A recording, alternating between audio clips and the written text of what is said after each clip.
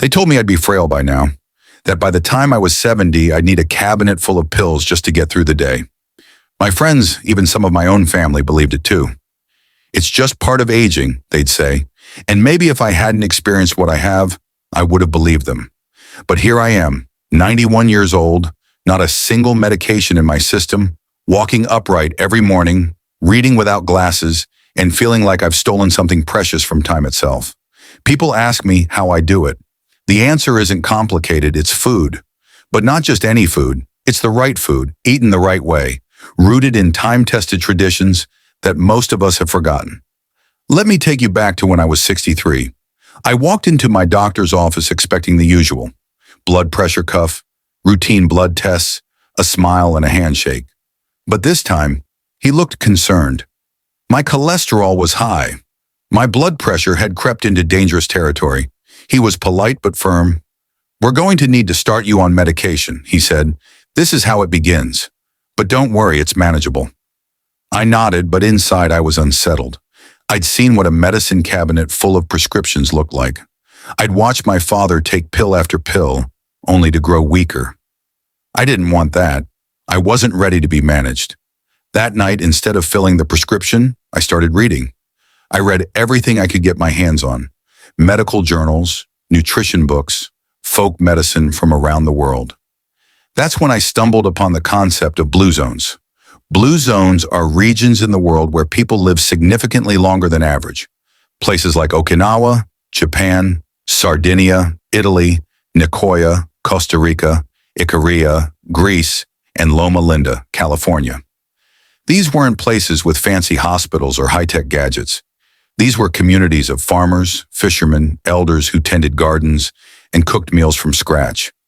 The more I read, the more I saw the pattern. It wasn't luck. It wasn't genetics. It was food. It was lifestyle. And I was determined to learn. So I started changing things, slowly, deliberately. My breakfast changed first. I swapped my processed cereal for steel-cut oats, sprinkled with walnuts, chia seeds, and fresh berries. I used to think breakfast was about energy. Now I realized it was about healing. Within weeks, I felt less groggy. My joints didn't ache the same way. My stomach felt calmer. Then came lunch. Inspired by the people of Icaria and Sardinia, I started making lentil soups with onions, garlic, olive oil, and herbs. No meat, no processed foods. Just simple, whole ingredients. I didn't feel deprived. I felt nourished. I didn't count calories. I listened to my body. Dinner was lighter, sometimes just a salad with olive oil and lemon, maybe a handful of roasted chickpeas or a few slices of sweet potato. And every night I sipped a small glass of red wine, just like the elders in Sardinia. It wasn't a chore. It was a pleasure. I was building rituals, not restrictions. There are 7 foods, 7 staples, that I believe saved my life and can change yours. I'm not speaking as a doctor with a white coat, but as someone who has lived through the journey. Each one of these foods has a purpose. Each one is backed by tradition, science, and my own experience.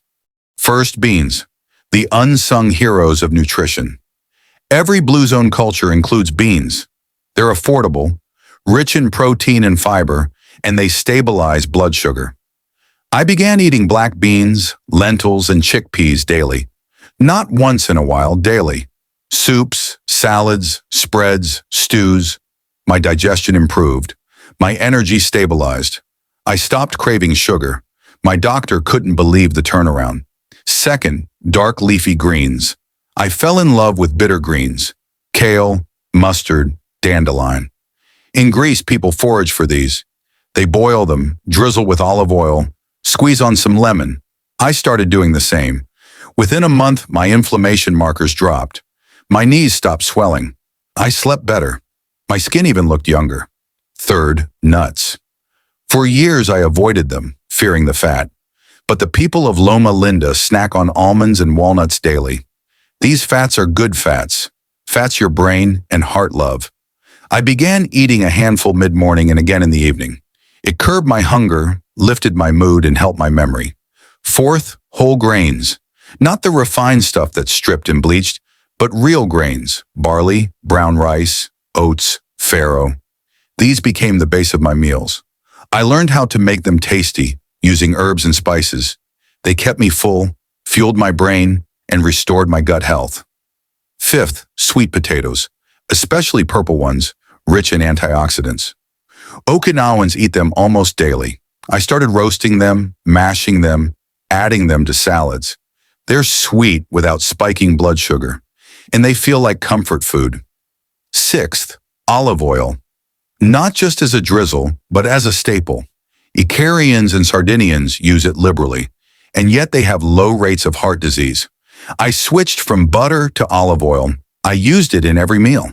My blood pressure dropped. My skin glowed. Even my joints felt smoother. Seventh, fermented foods. Miso, sauerkraut, kimchi, yogurt. These feed the good bacteria in your gut. A healthy gut affects everything: immunity, mood, even longevity.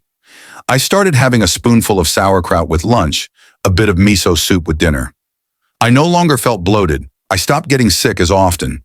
These aren't exotic ingredients. They're not hard to find. They're not expensive. But what they do is nothing short of miraculous. I don't call them foods, I call them allies. They've walked with me into old age like loyal friends. But food was only part of the picture. I also moved. Not with workouts or treadmills, but with purpose. I gardened. I walked. I danced at weddings. Movement became part of my life, not a task on a checklist. I connected with people. I laughed daily. I forgave old grudges. I embraced rest. And most importantly, I found meaning. I woke up each day with something to look forward to. That too is medicine. So here I am at 91. No pills, no chronic pain, no regrets. I share this not to boast, but to offer a possibility, a roadmap. If I could rewrite the ending of my story at 63, so can you. No matter your age, your condition, your past. What I offer you isn't a promise. It's a practice. These foods, these habits, they aren't quick fixes. They're lifelines. Try one. Try them all. Give your body what it's been waiting for. Let it remember what it means to heal. And if you ever feel doubt creeping in, just remember, I'm 91. I take 0 meds, and I've never felt more alive.